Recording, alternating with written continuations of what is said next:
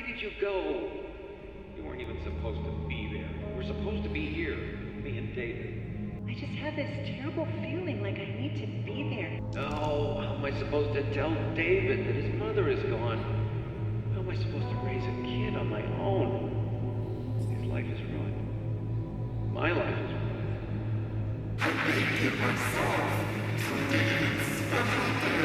Stop! Not him. You're not sounding like him.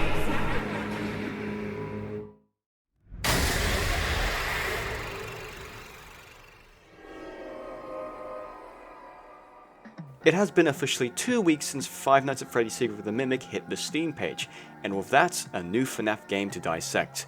And with this installment, we got, not gonna lie, we got a lot. If I went over every single thing that happened in this game, we would be here for literally hours. Good evening. And that's not a bad thing. Honestly, Secret of the Mimic ties up a lot of things that were left in the Security Breach saga. It really does a good job of connecting it to the major story, but keeping it to the line of its own story. But I'm not here to talk about the story or the lore about Secret of the Mimic. Kinda, let me explain. This video is about a certain section of the game. In Secret of the Mimic, you will encounter different segments with the game. Examples being the segment with Jackie, Big Top, Dolly. That's what I mean by a segment. Now, this segment is probably the shortest out of any of them, more acting like a scene than anything else. But it is by far the best executed one. It is genuinely terrifying, and I'm not sugarcoating that. This area is accessed shortly after you get the last and highest upgrade on your data diver, which is the executive upgrade. After that, you get access to everywhere in the costume manor, and you progress back to the office, but to get there, you need to go through the segment, that being... Within the tunnels, it's an extremely dark place, devoured in darkness almost. Before you even attempt to go in the tunnels, you're gonna need some light to progress through, and even though you are a technician, for some reason, you just don't have a flashlight. The one thing that's like essential in any operation ever. But you flip a switch and before you is an entity lying in the darkness, its eyes beaming at you, and with that it disappears and this segment begins.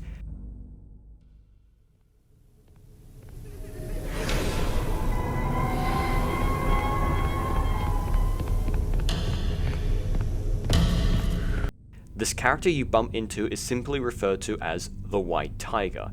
During your playthrough, you would have seen this tiger briefly pop up from time to time before it vanishes. This segment right here is where you get to confront it. In this segment, your main objective, like all other segments, is to escape, but in this one, you're limited by the darkness, and your only way to progress is towards the light, while the tiger stalks you within the darkness. Having this constant threat just lingering over you while you focus on which of the spotlights you need to go to, whilst doing this, there's the chance of course your light goes out, and you're trapped in the darkness with this thing. While all this is happening, images of the tiger flashes on screen, like a silent jump scare. The only thing that separates you and certain death is day and night.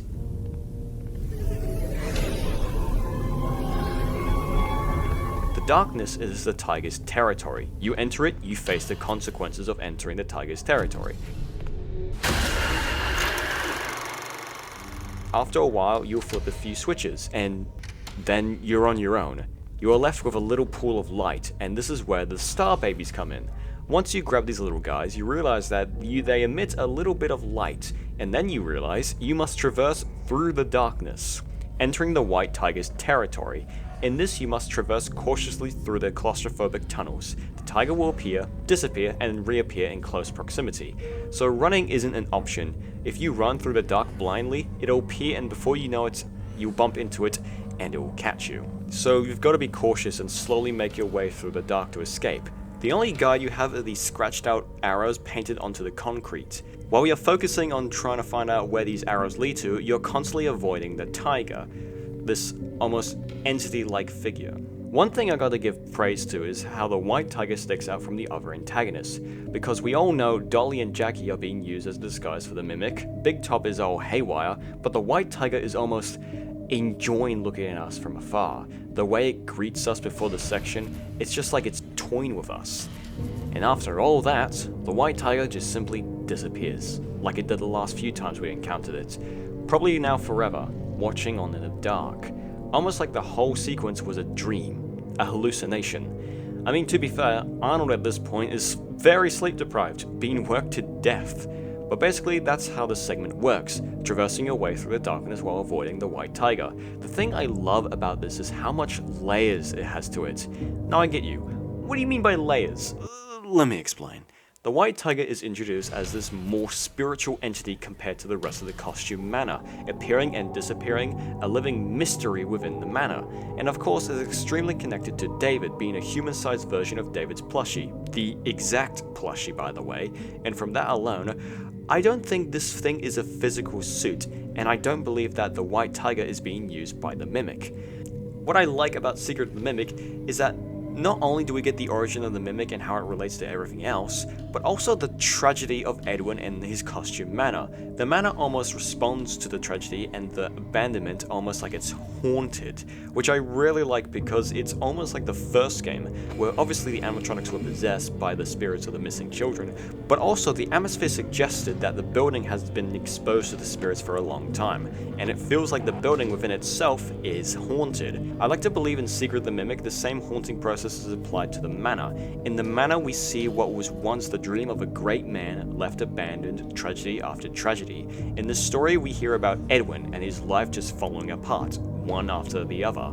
He lost his wife at the Fall Fest incidents, the machine he designed to mimic his son starts mimicking his wife, his son dies on his birthday, his whole company, employees and character likeness were completely stolen, left alone, in debt, on top of lawsuits, his failure that was M2 and the regret of never being able to fix him, and probably the most depressing part, all he has left is this mimicry of life he used to have. This thing just repeating it and repeating it and repeating it. Edwin's life is a complete tragedy, and the fact that he never got to fix what he left is what the manor became. This is where I tie everything back to this segment, and to this white tiger. I believe that the white tiger is the manifestation of the tragedies left over in the manor. The white tiger is formed by the tragedies of Edwin's life. For one, the tiger takes forms of David's plushie, which is probably the most obvious tragedy to occur. I mean, David got his own first, come on. But also, in this segment, there is a secret room you can venture into for a vent, and in this you get prototype Endo 01 designs scattered across the room, a blueprint of the Mimic itself, an audio recording which when played, records the first ever incident of M1 mimicking Fiona's voice. When you split them up you get this. This is what I believe it's trying to show. So when we take the idea of the white tiger being the representation of the tragedies that occurred in anyone's life, then in the same segment, this suggests that the Endo 01 pieces represents the falling of Edwin's company slowly being stolen over and devoured by Fazbear Entertainment, William and Henry taking everything from him, his employees and his job. His creations are now nothing more than Fazbear property. The Mimic blueprints represents the Mimic as a whole, of course, which is M1 and M2, M1 being the echo of life Edwin never got to live, and M2 being the mistake that never got fixed. Edwin never got to fix M2, M2 never got the happy ending. All it is now is a leftover of what Edwin did to it, which was rage that became violence. And it mimicked the worst part of Edwin.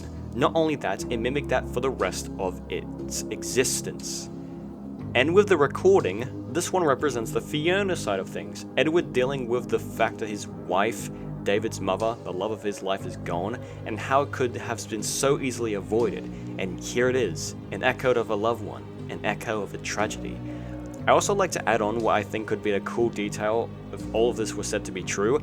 The reason why the white tiger is shrouded in darkness is because Edwin abandoned his problems, the fact he never got to fix what he started, so it was all left, abandoned, an issue that was never resolved, it was just left in the dark. The segment really knows how to produce stress and overwhelm the player, especially if you know the context between the tiger and David. Just knowing the fact some kid tragically lost their life and this thing is pursuing you, haunting you on top of the distorted children noises and the flashes on screen, really makes you paranoid, especially since no other enemy really did this to you to the extent the white tiger did. Even the star babies are unnerving to look at. Also, being baby toys as well just adds to the disturbing factor. It's unsettling and really does a good job making you feel like this white tiger is haunted, like there's no real explanation to its behavior or reason to pursue you. Why isn't it running to try and catch me? Why is it just standing there? Not to mention the tunnels are very claustrophobic. Sometimes it will just block an entire pathway, forcing you to move back while it corners you. It is a really overwhelming part of the game.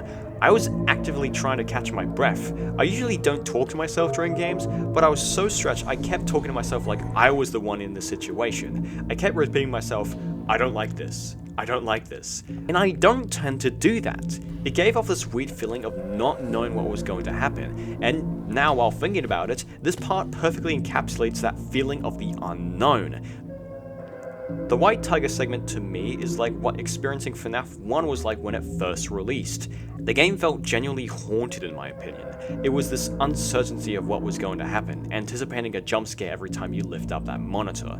And honestly, I think I found it funny how Secret of the Mimic kinda created its own Golden Freddy. Think about it. They're both spiritual and haunted like the others. They have a lot of narrative points to them. They don't directly kill the player at first until you give them the chance to, and all in all, they both like being surrounded in darkness. Also, White Tiger, Yellow Bear. I see what you did there. I love this part so much because it really works well as a horror game segment, and is such a contrast from everything else in the game. I think it's the reason it stands out more than it already does. Also, I found it really cool, and that could just be a coincidence, but the White Tiger's mechanic having something to do with the lights, a white tiger with black stripes, whole mechanic of you traversing through the darkness to get to the light. If it's intentional, Steels are fucking geniuses, or I'm just reading way too much into character design. This whole part to me is just really, really good. It overwhelms you, it's extremely stressful, and it just reminds me of that time during FNAF 1's first release. That same horror element, the feeling of the unknown, just the uncertainty of it all, waiting for something to pop up. It just really fits, and I just really like it. Also, the colors blue and green on David's name in the birthday room, when connected with one of the corresponding tapes, the green and blue tapes are recordings related to David's birthday. I'm just saying, Steel will fucking cook with this guy. White Tiger is my fucking goat. I will body slam anyone who disagrees. Fuck you. Good evening.